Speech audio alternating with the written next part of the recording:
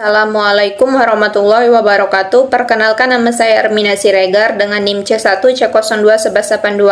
Saya dari kelas R2 Bahasa Akuntansi. Baiklah, di video ini saya akan membahas mengenai dasar perhitungan pajak, depresiasi, dan amortisasi. Adapun tiga hal yang akan saya bahas: yang pertama dasar pengenaan pajak, yang kedua depresiasi untuk penyusutan aktiva tetap berwujud, dan yang terakhir amortisasi untuk penyusutan aktiva tetap tidak berwujud. Baiklah, adapun pembahasan yang pertama mengenai dasar pengenaan pajak, ada dua macam. Yang pertama penghasilan kena pajak atau wajib pajak badan, yaitu penghasilan neto. Sedangkan yang kedua penghasilan kena pajak atau wajib orang pribadi, yaitu penghasilan neto PTKP, di mana penghasilan neto dikurangi penghasilan bruto dikurangi biaya yang diperkenankan berdasarkan Undang-Undang Pajak Penghasilan.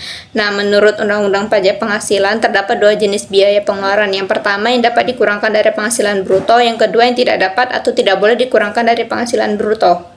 Selanjutnya, biaya-biaya yang dapat dikurangkan dari penghasilan bruto. Yang pertama itu biaya untuk mendapatkan, menagih, dan memelihara penghasilan, termasuk biaya pembelian bahan, upah, gaji, honor, dan sebagai berikut kecuali pajak penghasilan. Yang kedua, penyusutan atau amortisasi yang mempunyai masa manfaat lebih dari 1 tahun. Yang ketiga, iuran kepada dana pensiun yang pendiriannya disahkan Menkyu. Yang keempat, kerugian karena penjualan dan atau pengalihan harta dalam perusahaan untuk mendapatkan, menagih, dan memelihara penghasilan. Yang kelima, kerugian dari selisih kurs. Yang keenam, biaya penelitian dan pengembangan perusahaan yang dilakukan di Indonesia. Yang ketujuh, biaya beasiswa, magang, dan penelitian.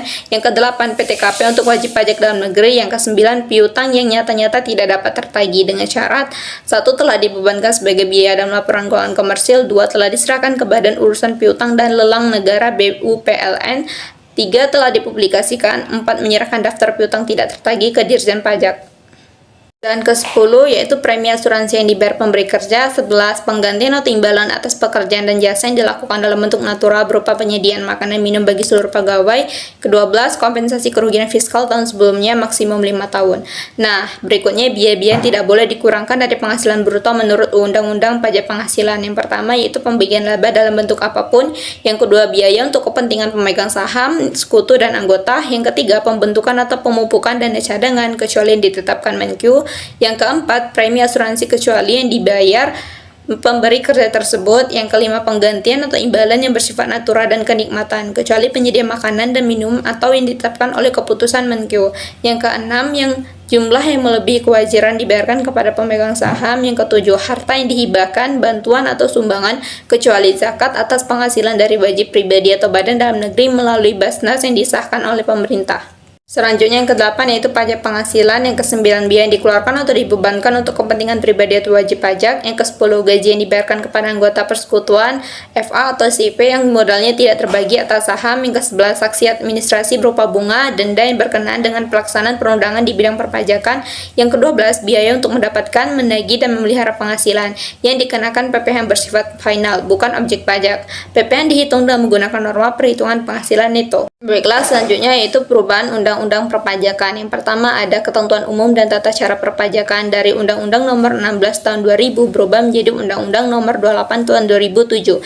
Yang kedua, pajak penghasilan dari Undang-Undang Nomor 17 Tahun 2000 berubah menjadi Undang-Undang Nomor 36 Tahun 2008. Yang ketiga, PPN dan PPNBM dari Undang Nomor 11 Tahun 1994 berubah menjadi Undang-Undang Nomor 42 Tahun 2009. Yang keempat, penagihan dengan surat paksa dari Undang-Undang Nomor 19 Tahun 1997 berubah menjadi Undang-Undang Nomor 19 Tahun 2000. Yang kelima, PBB dari Undang-Undang Nomor 12 Tahun 1985 berubah menjadi Undang-Undang Nomor 28 Tahun 2009. Yang keenam, BPHTB dari Undang-Undang Nomor 21 Tahun 1997 berubah menjadi Undang-Undang Nomor 28 Tahun 2009.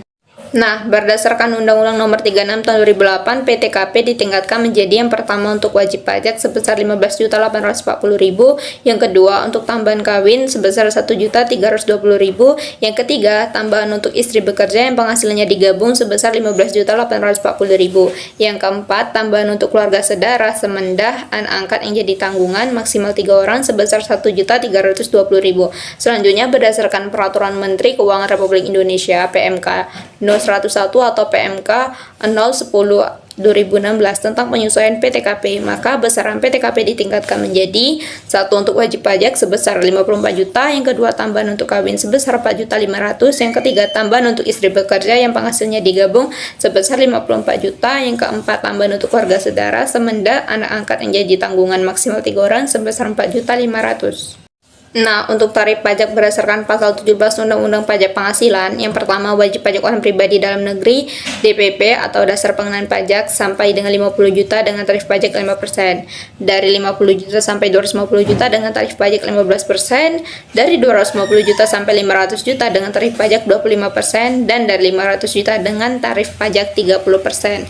Yang kedua, dasar pengenaan pajak wajib pajak badan dan BUT atau bentuk usaha tetap. Tarif tunggal 28% pada tahun 2009 dan menjadi 25% pada tahun 2010. Untuk WP badan masuk bursa diberikan tarif 5% lebih rendah dari tarif yang berlaku dengan ketentuan memenuhi syarat pasal 17 ayat 2B.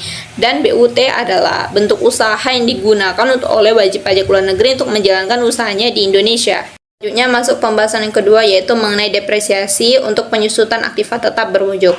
Pengeluaran atas pembelian, pendirian, penambahan, perbaikan, atau perubahan aktiva berwujud kecuali tanah yang berstatus hak milik, hak guna bangunan, hak guna usaha, dan hak pakai yang dimiliki dan digunakan untuk mendapatkan, menagih, memelihara penghasilan yang mempunyai masa manfaat lebih dari 1 tahun tidak boleh dibebankan sekaligus melainkan dengan depresiasi. Selanjutnya, harta tetap berwujud dibagi menjadi 2 golongan. Yang pertama, harta tetap berwujud yang bukan bangunan terdiri dari 4 kelompok. Kelompok 1 yaitu kelompok harta berwujud bukan bangunan yang punya masa manfaat 4 tahun. Kelompok 2, kelompok harta berwujud bukan bangunan yang punya masa manfaat 8 tahun. Kelompok 3, kelompok harta berwujud bukan bangunan yang punya masa manfaat 16 tahun. Kelompok 4, kelompok harta berwujud bukan bangunan yang punya masa manfaat 20 tahun. Yang kedua yaitu harta tetap berwujud yang berupa bangunan terdiri dari 2 kelompok. Yang pertama permanen, yaitu masa manfaat 20 tahun.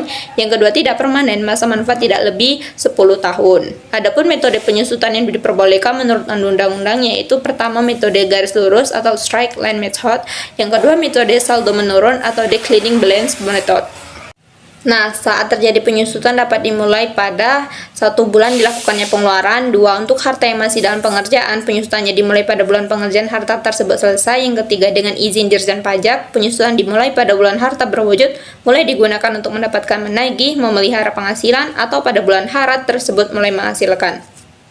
Nah, terlihat pada tabel masa manfaat dan tarif penyusutannya, yaitu tabel sebelah kiri ada kelompok aktiva berwujud, masa manfaat, dan tabel sebelah kanan itu tarif penyusutan dengan 2 macam yaitu garis lurus dan saldo menurun. Yang pertama bukan bangunan dari kelompok 1 masa manfaat 4 tahun dengan garis lurus 25% tarif penyusutannya, sedangkan saldo menurun yaitu 50% tarif penyusutannya. Yang kelompok kedua yaitu masa manfaat 8 tahun dengan tarif garis lurus 12,5% dengan sedangkan tarif saldo menurun 25%. Yang kelompok ketiga masa manfaat 16 tahun, tarif garis lurus sebesar 6,25% sedangkan tarif saldo menurun sebesar 12,5%. Yang kelompok keempat masa manfaat 20 tahun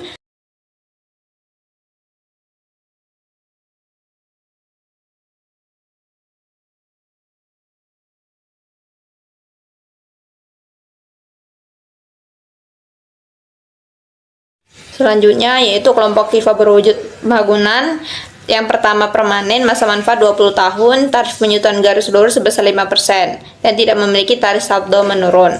Yang kedua tidak permanen, masa manfaat 10 tahun dengan tarif penyusutan garis lurus 10% dan tidak mempunyai tarif saldo menurun. Baiklah, yang terakhir pembahasan mengenai amortisasi yaitu penyusutan untuk aktiva tetap tidak berwujud. Nah, pengeluaran untuk memperoleh aktiva tidak berwujud dan pengeluaran lainnya termasuk biaya perpanjangan hak guna dan hak pakai yang mempunyai masa manfaat lebih dari 1 tahun yang digunakan untuk mendapatkan, menagih, memelihara penghasilan tidak boleh dibebankan sekaligus melainkan dengan amortisasi. Adapun harta tetap tidak berwujud digolongkan menjadi 4 kelompok. Kelompok 1 yaitu kelompok harta tidak berwujud bukan bangunan yang punya masa manfaat 4 tahun. Kelompok 2 kelompok harta tidak berwujud bukan bangunan yang punya masa manfaat 8 tahun. Dan kelompok 3 yaitu kelompok harta tidak berwujud bukan bangunan yang punya masa manfaat 16 tahun. Kelompok 4 kelompok harta tidak berwujud bukan bangunan yang punya masa manfaat 20 tahun. Nah, metode penyusutan yang diperbolehkan menurut undang-undang yang pertama yaitu metode garis lurus atau straight line method. Yang kedua metode saldo menurun atau declining balance method. Baiklah, selanjutnya tabel amortisasi masa manfaat dan tarif penyusutan. Nah, kalau kelompok aktiva tidak berwujud, kelompok 1 masa manfaat 4 tahun, tarif penyusutan garis lurus sebesar 25%, sedangkan tarif penyusutan saldo menurun sebesar 50%. Kelompok kedua masa manfaat 8 tahun, tarif penyusutan garis lurus sebesar 12,5%, sedangkan tarif penyusutan saldo menurun sebesar 25%. Dan yang kelompok ketiga masa manfaat 16 tahun, tarif penyusutan garis lurus sebesar 6,25%, dan tarif penyusutan saldo menurun sebesar 12,5%. Dan terakhir kelompok 4 masa manfaat 20 tahun dengan tarif penyusutan garis lurus 5% dan tarif penyusutan saldo menurun 10%. Demikianlah presentasi mengenai dasar perhitungan pajak, depresiasi, dan amortisasi. Jika ada kesalahan mohon dimaafkan. Saya kira dengan wabillahi taufiq wa hidayah. Wassalamualaikum warahmatullahi wabarakatuh. Terima kasih.